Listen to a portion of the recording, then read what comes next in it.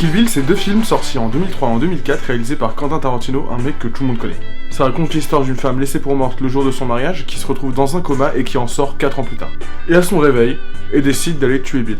Et à la fin de tout ça, quand la mariée aka Béatrix Kiddo aka Black Mamba se retrouve enfin face à Bill, ce dernier fait tout un speech sur Superman aka Clark Kent aka Kal-El et sur comment fonctionnent ses identités selon lui. Pas d'inquiétude, je vais rien spoiler, et c'est des films que je conseille carrément et que je trouve géniaux, il faut que vous les regardiez. Je voulais faire une vidéo sur ces films pour certaines raisons très précises, qui sont aussi en lien avec mes vidéos précédentes. Donc, si vous les avez pas vus... Dans ses vidéos précédentes, Ali avait parlé de Film, un court-métrage de Samuel Beckett référençant la carrière de Buster Keaton. De Fan Edit, qui est une pratique sur internet consistant à remonter des films, voire en créer de nouveaux. Et de 500 jours ensemble, qui se reposait en partie sur la compréhension d'un autre film, Le Lauréat, pour sa résolution. Les 3 vidéos parlaient donc de films se reposant tous sur le précédent. Quand soudain, il fut interrompu. Je vous dis à bientôt, à dans 4 mois pour un nouvel épisode peut-être, et en attendant je vous laisse avec un magnifique clip. Fanger. Globalement j'ai beaucoup tourné autour des mêmes thèmes, et j'ai pu constater des citations de toutes sortes entre tel et tel film. Et puis après bon, il y a Zelda qui est sorti, mais on n'est pas là pour juger. Je me suis interrogé sur des trucs, avec ce que j'ai constaté sur mes présentes vidéos, et voici ce que j'ai trouvé. Quand on est un minimum sérieux, on parle d'intertextualité. Mais bon, je suis un mec qui sort une vidéo tous les 6 mois. Donc le sérieux... L'intertextualité, qu'est-ce que c'est? C'est le mot chiant pour citation. C'est ce qui relie un texte à un autre. Première forme de référence d'un texte à un autre, il y a le name dropping tout simple. Ça peut sembler pauvre comme ça, mais ça a déjà un intérêt.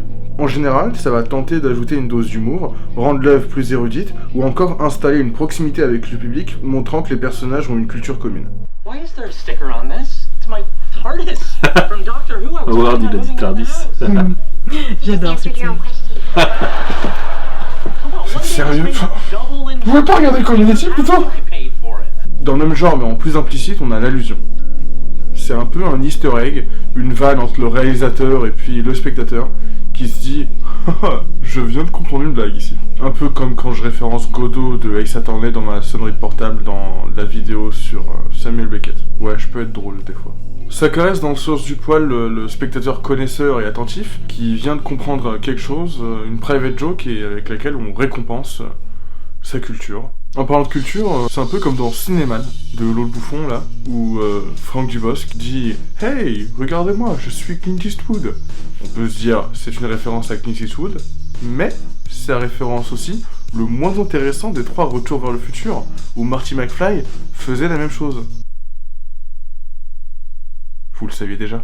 C'était juste quelques exemples, mais l'avantage du cinéma par rapport à d'autres formats, c'est que le moyen de faire des références est du coup beaucoup plus large. Que ce soit à travers des séquences qui font écho à d'autres, des parodies, de la musique, des décors, des costumes similaires, on peut avoir des citations directes, des bouts de films qui sont directement montrés, ou encore des gens qui discutent de ce qu'ils ont pu voir. Et je sais pas pourquoi, mais je m'identifie toujours à eux, les gens qui parlent de films.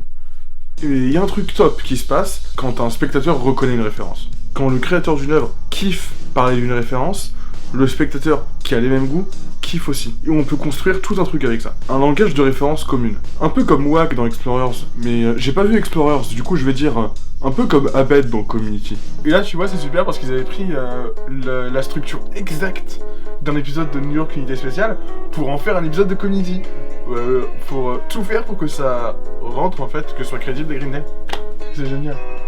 Il y a une réponse émotionnelle positive du spectateur devant ça, qui l'engage vraiment dans l'œuvre. Et au-delà de ça, elle engage aussi tous les spectateurs qui ont les références communes. Et ça finit même par les fédérer. On a pu constater que ça a été massivement instrumentalisé ces dernières années. Sur la dernière vague de reboot et remake. Je dis bien la dernière vague parce que ça existe depuis toujours. Quasiment toutes les bandes annonces se basent sur la même chose. C'est-à-dire balancer des plans iconiques et des musiques reconnaissables sur des films qui sont censés être nouveaux. Même si les films n'ont rien à voir.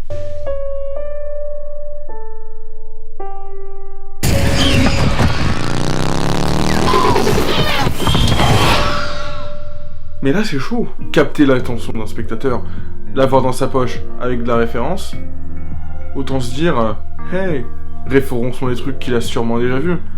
Et qu'est-ce qu'il a déjà vu que la dernière itération de notre licence? Et j'ai totalement oublié de parler de Kill Bill. Donc, revenons-y. Là, pour Kill Bill, l'intention a l'air d'être la même. C'est profiter d'une aura que dégagent certains films précédents pour les réinsuffler dans son film et pouvoir en profiter. Profiter de cette aura donne immédiatement un certain cachet à son œuvre. Et là on pointe autre chose de super intéressant au-delà même du principe de citation, c'est que les extraits choisis sont tous porteurs de sens. En s'amenant dans une œuvre, elles apportent avec elles toute leur signification, elles annoncent la couleur, un peu comme un épigraphe dans les livres. Et justement, Kill Bill en a un d'épigraphe, une citation de Star Trek. On a affaire à 3 niveaux super intéressants. Niveau 1. On peut prendre la citation littéralement et comprendre qu'on va regarder un film qui parle de vengeance. Niveau 2, on peut s'attarder sur l'origine de la citation. Là, on ne cite même pas l'œuvre originale, mais on cite les Klingons, comme s'ils existaient vraiment. Star Trek, l'œuvre originale, est une série télé de SF, un matériau loin d'être aussi noble que les autres épigraphes qu'on a habituellement.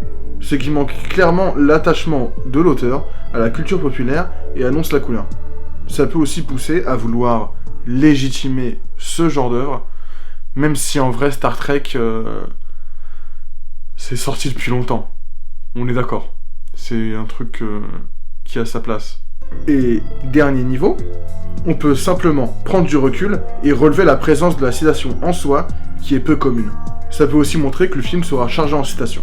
Et avec tout ça, on constate qu'au-delà du sens initial d'une citation, un autre peut venir s'y greffer. Comme je disais, Kill Bill est plein de citations dans quasiment tous ses plans. Et le film final a un sens qui se suffit à lui-même. Et donc, ne pas les comprendre individuellement n'importe que peu. Et c'est là qu'on en arrive à cette fameuse discussion finale au sujet de Superman. Sur internet, j'ai pu tomber sur des spécialistes du sujet qui se plaignaient que Bill racontait de la merde sur Superman, que Tarantino était un inculte et qu'il devait arrêter de jouer au nerd. Et malgré tout ce qu'on peut en dire, la discussion finale au sujet de Superman a du sens et a parfaitement sa place dans le film. Ça a du sens parce que Bill est un antagoniste, et comme tout antagoniste qui se respecte, une fois devant le perso principal, il est censé tenir un speech de méchant où il croit tout savoir sur tout. C'est un trope basique de cinéma, généralement c'est là qu'il balance son plan aussi, on a tous vu au moins un James Bond. Vous savez les bails. La suite logique c'est que le héros lui prouve qu'il dit de la merde, et en plus, ça permet au public de pas aimer le gars. Parce qu'il dit de la merde. Et qu'on n'aime pas les gens qui disent de la merde. Sauf quand c'est moi, aimez-moi. Mais on devrait avoir l'habitude, il écrit beaucoup comme ça. You know what one of the greatest fucking scripts ever written in the history of Hollywood is? What? Top Gun. The Bellboy with Jerry Lewis. Like a virgin. Ça s'inscrit dans la liste de ses gimmicks de réalisateur. Et mieux, ça a du sens dans sa filmographie et au-delà de ça. On sait tous que même si ça peut être un con sur certains sujets, c'est un cinéphile passionné qui adore partager ce qu'il sait, les films qu'il... Si un réal veut faire un film qui servira uniquement... Ok, donc visiblement, j'ai toute une partie du montage qui a sauté. Du coup, ouais, je vais juste devoir refaire cette partie. C'est génial. On aime le taf en plus, hein. Ça s'inscrit dans la liste de ses gimmicks en tant que réalisateur. Mieux que ça encore, ça fait partie de toute une démarche qui va au-delà de sa filmographie. J'apporte rien de nouveau quand je dis que Tarantino, c'est un mec passionné par tous les films qui peuvent aller du nanar le plus détesté au film de nouvelle vague le plus reconnu. Il s'en fout de tout ça. Tout ce qu'il veut, c'est partager les films qu'il aime au plus grand nombre.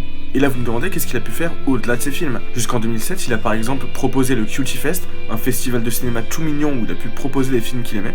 Ou encore Rolling Thunder, la boîte d'édition qu'il avait créée qui lui permettait d'éditer plein de DVD, qui a malheureusement coulé depuis. Alors, sa thèse, qui est vivement critiquée, c'est la suivante. Selon lui, il y a du bon à tirer dans tous les films.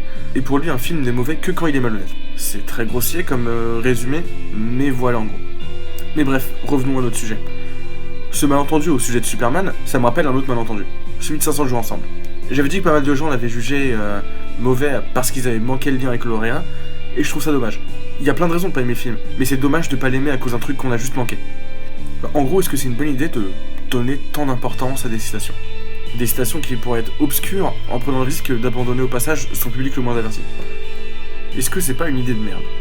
Si quelqu'un veut faire un film qui servira uniquement à en commenter un autre, c'est son droit le plus fondamental. Il n'y a pas une police du cinéma qui va lui dire non, fais pas ça. Déjà parce que c'est stupide de brider une idée si elle fait de mal à personne, et de deux parce que mais un film qui sera beaucoup trop dépendant, ça reste grave risqué. Donc voilà, la question c'est où se situe la limite entre commentaire de génie, idée de merde.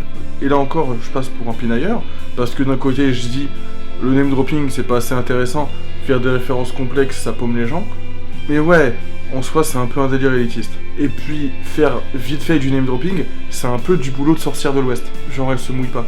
Je sais pas où trop me placer par rapport à ça. Je connais pas la bonne réponse à ces trucs. Je vous invite à réfléchir à la question. Il y a des commentaires. Vous pouvez aussi faire des vidéos vous-même. Faites des vidéos, c'est bien. Je suis désolé de finir un peu abruptement comme ça. Mais likez, partagez et puis au revoir.